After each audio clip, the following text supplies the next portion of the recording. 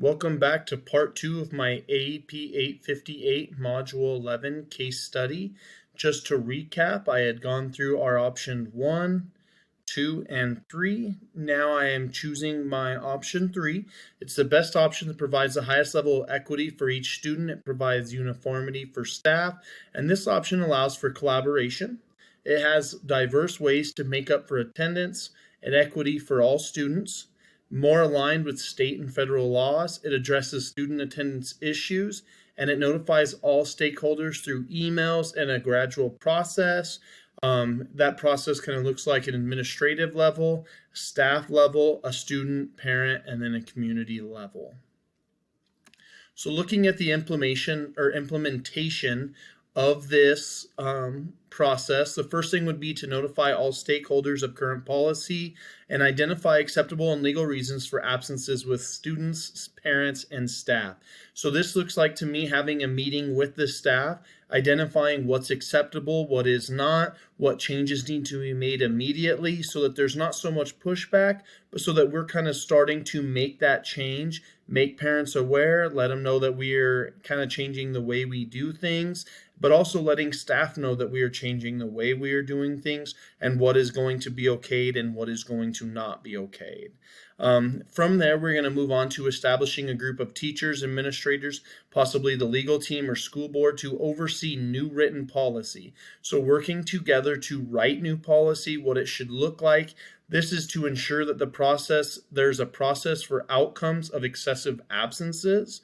It also highlights what constitutes an excused absence, what is not an excused absence, and then how to make up for absences. This could be possible Saturday school, different alternatives, but also what that work looks like, what you missed, how students can, when there are absences, how to do it appropriately.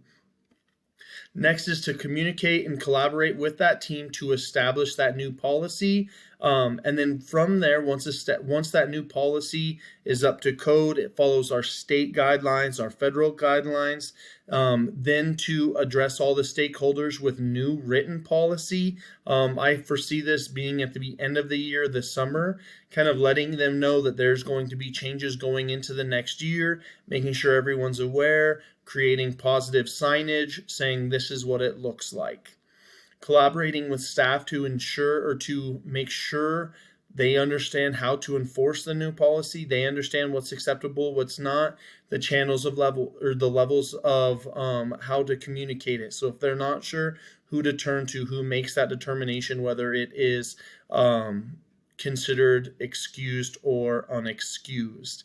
And then to designate an administrator or counselor to oversee the attendance records and notify parents at set benchmarks. So for example, here in Colorado, we currently at 10%, kids are usually turned into truancy court. So because of that, at 5%, we make sure that we notify parents, offer opportunities for meetings, talk about ways we can help accommodate them if need be on student attendance issues. From there, they should communicate with me, the principal, when those benchmarks are hit for excessive absences and when they occur. This allows me to communicate with parents directly prior to notifying the truancy board, but communicating with them, letting them know legally what the next step is, formally notifying them by mail, by meeting, so that they understand what the next step is in this process. And just to kind of finish with that, once that happens, once it goes to me, once we've had those meetings, the next step really is to turn it over to the truancy board if there becomes or if there is still a habit of excessive absence. Finally, looking at it, the decision should be made at an administrative level. It's not just me on my own. It's not just the teachers on their own. It is a group-made decision at an administrative level of what that looks like, what absences should be okayed, what should not be okayed, how we can communicate that, and how we can do it in a positive way so that there's not pushback from the community and from the people we serve, but that they understand that there's a legal side to it. Here's what we have to do to make sure that we are following everything and that we are compliant so that their students are not missing anything academically or possibly facing any truancy issues as well. So looking at what if this plan doesn't work, I really think at that point is to communicate truly and as transparently as possible what our truancy court guidelines are and what that looks like once they have failed to meet or have failed to follow the plans and guidelines that we have set forth. It is crucial that we implement black and white policy that follow those laws and guidelines so that there's no ifs or buts, there's no gray area. This is exactly what it should look like. And then also provide positive incentives for positive attendance. So ways to get kids there. If we have kids that are missing, understanding why they're missing and help support them. For example, if this student has physical therapy issues and they have to be out of school all the time, try to find a way that we can bring a physical therapist to school. Try to find a way that we can schedule that outside of hours so that he can still get what he needs medically without falling into issues with our truancy court. Last piece is to make sure I communicate with all stakeholders. It's important to collaborate with staff and the board to develop better policy and support systems. We don't want to just develop a policy that our kids are going to fail. We want to understand why they're failing and see how we can bridge that gap with our community to make sure that there's less failing and less issues with that. Here's the resources for this module. For the correlation assignment, gave me an opportunity to put what has been taught in this course into a real life scenario. For the assignment, I had to place myself in the shoes of a head administrator, take on chronic absenteeism issue that has plagued the school. I had to take both legal and ethical approach in order to solve the situation as equitably as possible. And I was able to navigate ways to be legally sound while working with the community to slowly make changes that were reasonable and had the least amount of impact as possible. One huge concept that this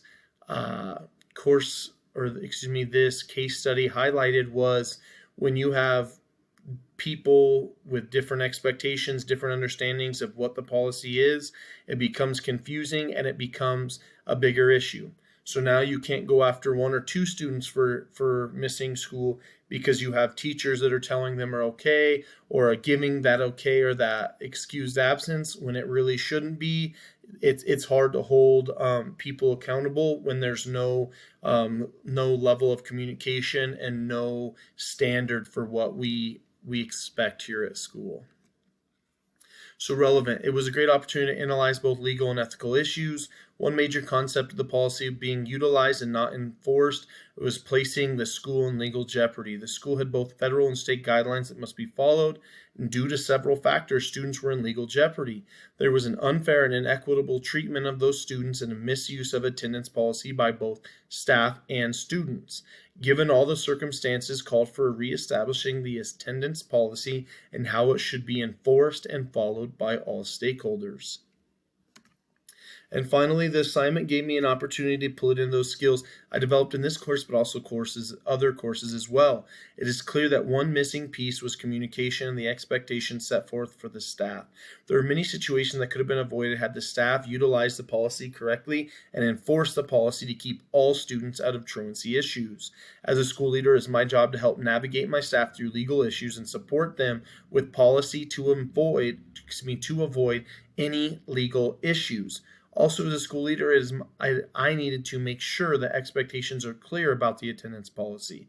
As a leader, I have to work with my community to communicate the importance of school attendance and how it will be enforced by all individuals within the school. And often attendance can be gray, such as during a pandemic, but it highlights the importance of having clear communication and effective policy. Thank you for watching my video.